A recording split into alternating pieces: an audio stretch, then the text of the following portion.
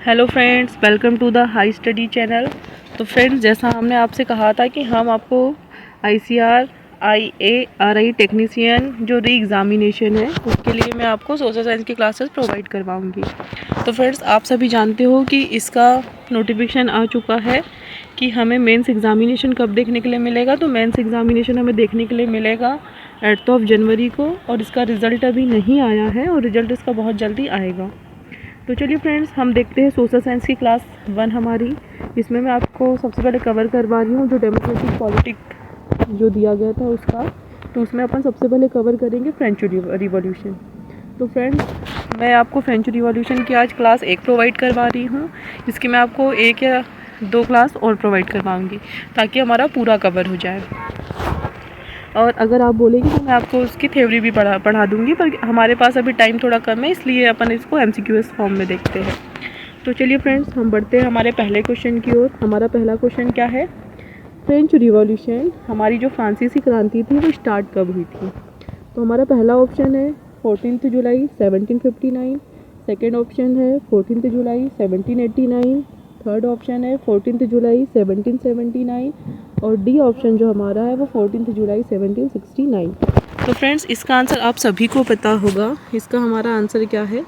14 जुलाई 1789। ये डेट बहुत ज़्यादा इम्पॉर्टेंट है कोई भी एग्ज़ाम के लिए, तो आप इसको ज़रूर याद रखिएगा। 14 जुलाई 1789 फ्रेंच रिवॉल्यूशन। चलिए फ्रेंड्स, बढ़ते हैं हमारे नेक्स्ट क्वेश्चन की ओर। हमारा नेक्स्ट क्वेश्चन है कि जो फ्रेंच रिवॉल्यूशन है इसके समय जो फ्रांस का रूलर था वो कौन था? ये क्वेश्चन भी बहुत ज़्यादा इंपॉर्टेंट है क्योंकि पूछा जाता है।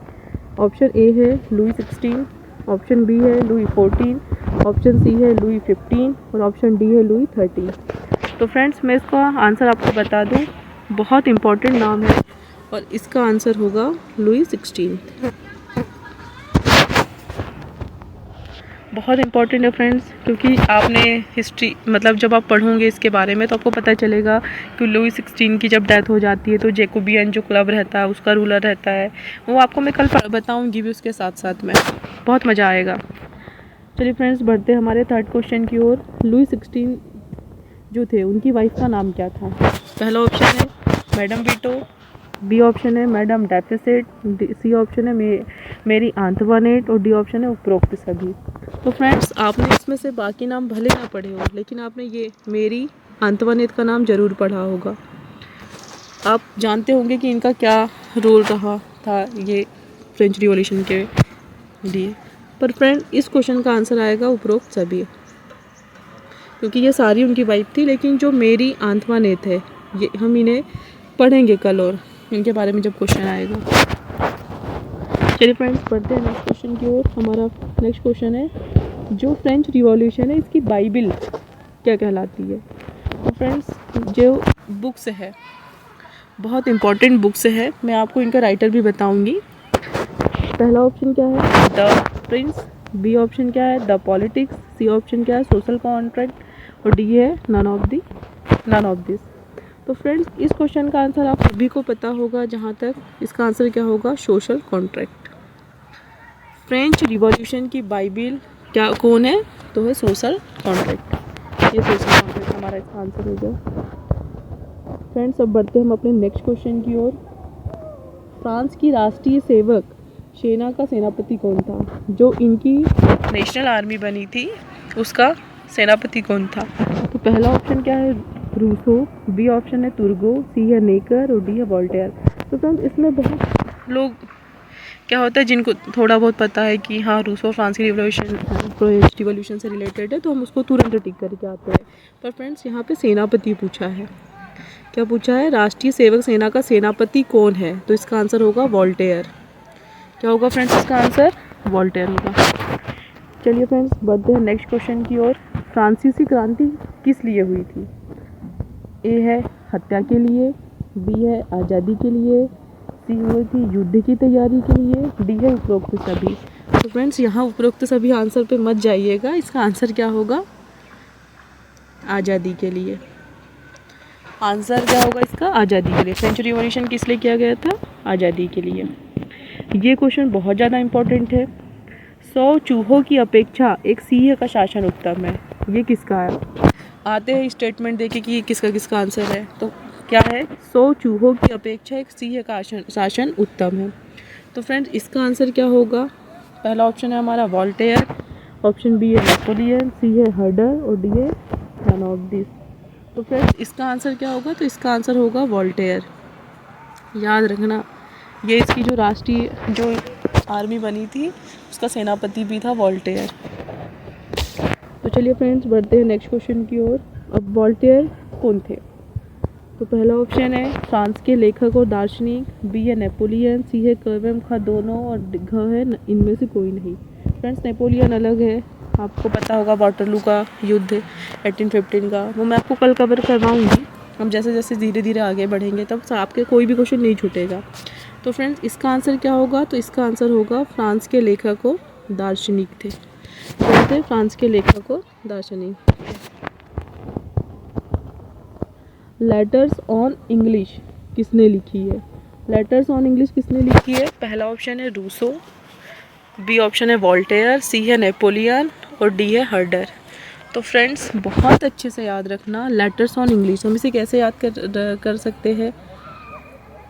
जैसे भी आप करो letters on English, Voltaire, Voltaire मतलब लेटर्स ऑन इंग्लिश। क्या होता है कि लेटर्स हम इंग्लिश के ऊपर लेटर्स लिख रहे हैं, और वॉल्टेयर, तो इसका आंसर क्या होगा? लेटर्स ऑन इंग्लिश किसने लिखी है? वॉल्टेयर ने। वॉल्टेयर को रिलेट कर लो वॉल से। हम क्या होते हैं बचपन में हम वॉल पे भी लिखते हैं, हम वॉल पे कुछ ना कुछ लिखते रहते थे। तो लेटर्स ऑन इंग्लिश, लेटर्स और वॉल्टेयर, लेटर्स वॉल्टेयर ऐसा रिलेट कर लिया। चलिए फ्रेंड्स बढ़ते हैं नेक्स्ट क्वेश्चन की ओर। कानून की आत्मा की रचना किसने की है? सोल ऑफ लॉ किसकी रचना है? पहला ऑप्शन है रूसो, ऑप्शन बी है नेपोलियन, थर्ड ऑप्शन है मॉन्टेस्क्यू और डी है वॉल्टेयर। फ्रेंड्स बहुत इंपॉर्टेंट है, मॉन्टेस्क्यू की बुक आती ही आती है। आंसर क्या होगा हमारा? मॉन्टेस्क्यू। आंसर होगा हमारा फ्रेंड्स मॉन्टेस्क्यू। नेक्स्ट क्वेश्चन देखते हैं फ्रेंड्स। मैं ही राज्य हूँ और मेरे शब्द ही कानून है। मतलब जो अपने आप को भगवान समझने लगा था। अब आपको दिमाग चल रहा होगा कि कौन समझ रहा होगा। ऑप्शन है नेपोलियन, बी ऑप्शन है रूसो, ऑप्शन सी है वॉल्टेयर और ऑप्शन डी है लुई 16। तो फ्रेंड्स आप बताओ क्या हो सकता है इसका आंसर? इसका आंसर होगा लुई 16। नॉर्मल सी बात है, इतना क्रूल रूलर था कि अपने आप को सब समझने लग गया था। क्या आंसर होगा फ्रेंड्स? लुई 16, ये हमारा आंसर होगा। नेक्स्ट क्वेश्चन देखते हैं फ्रेंड्स।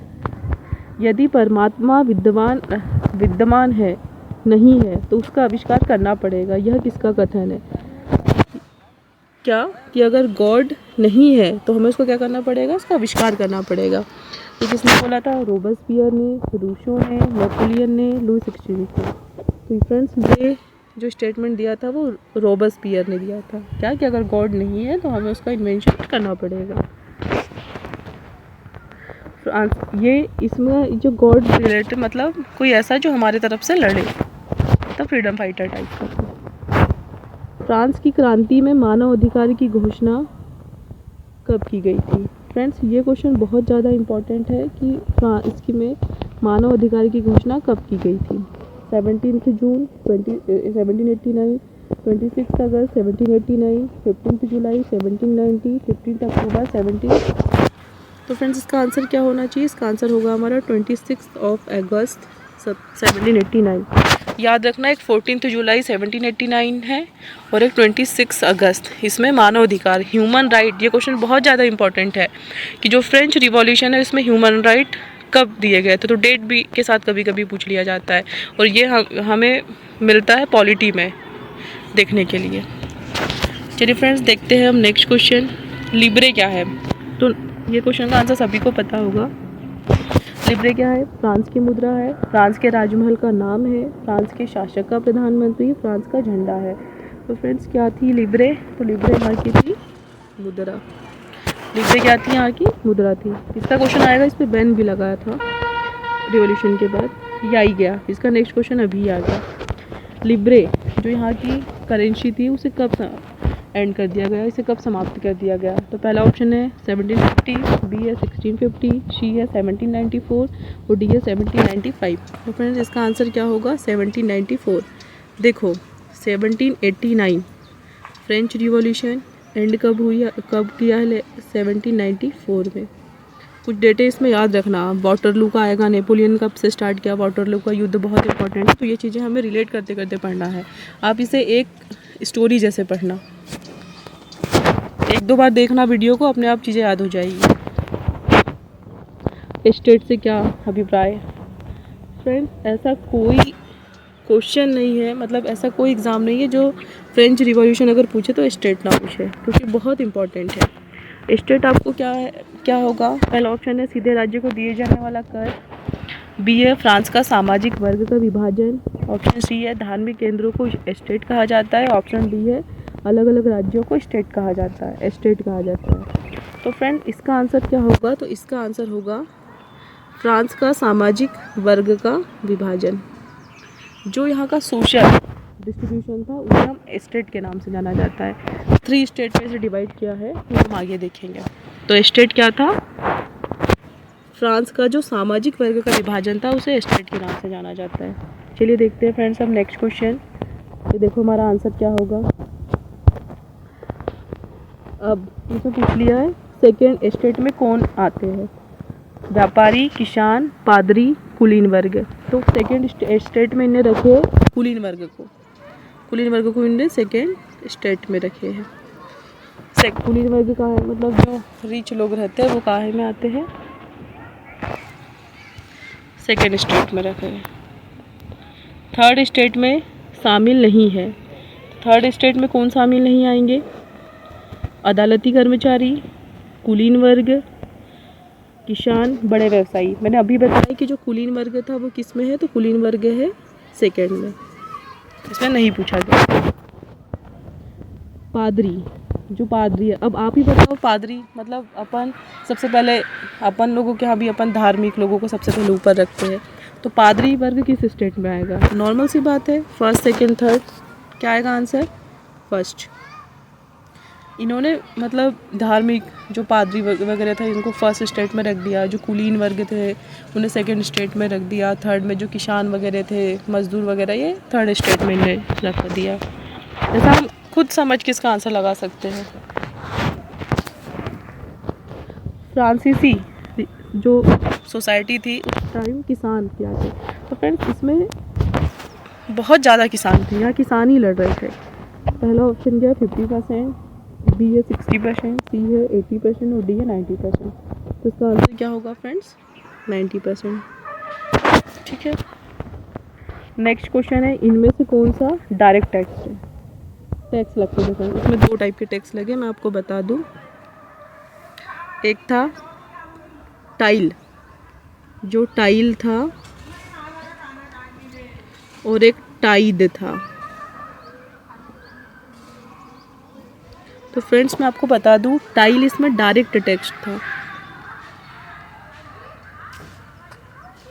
और टाइड क्या था, इसमें किससे लिया जाता था, ये पादरी वगैरह से लिया जाएगा, क्योंकि धार्मिक कर था ये, पादरी वगैरह से लिया जाएगा। टाइल अब ये डायरेक्ट टैक्स है, तो किससे लिया जाएगा, फार्मर वगैरह से, जो कमाते हैं, जो अर्निंग करते हैं उनसे हम डायरेक्ट टैक्स लेंगे।